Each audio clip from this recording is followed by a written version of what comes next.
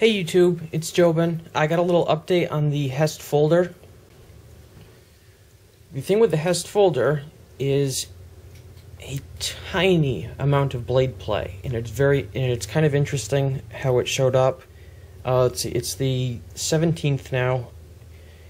I first noticed it the night before last, but this is the first chance I've had to film a video about it. I haven't done very much with the knife yet. I've been kind of busy.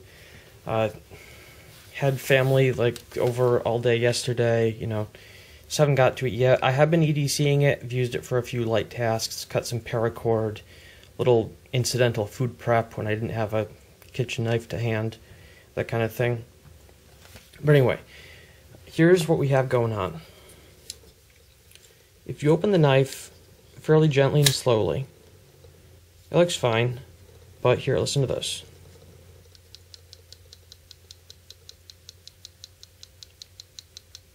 Can you hear that? That tiny little clicking sound?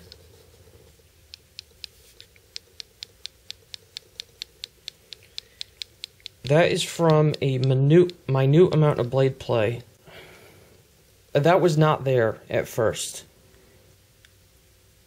And it's such a tiny thing that basically the slightest touch on the lock bar pushes it in enough farther that it stops.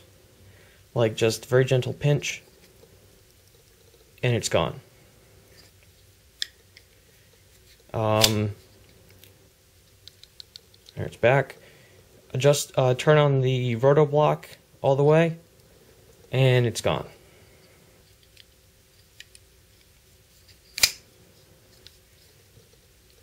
Or you could get a little tiny sliver of paper here. See if I can demonstrate something. Let's take this little sliver of paper and put it between the stop pin and the back of the blade. No play. So what that suggests to me is that a literally paper-thin amount of material has worn off of one of the engagement surfaces, either the contact area on the blade or the end of the lock bar.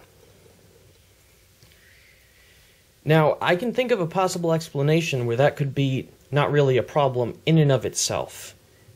I mean, maybe, I don't actually know how these pieces are machined or cut, but however they're done, if it leaves like a rough surface, then the knife could be wearing in, and basically the high points on the rough surface could be wearing down, and that could be perfectly normal, and it might be stable from here on out.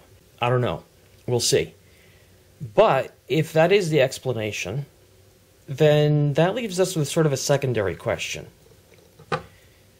Lock bars like this are supposed to work as a spring, basically. They are biased to go that way.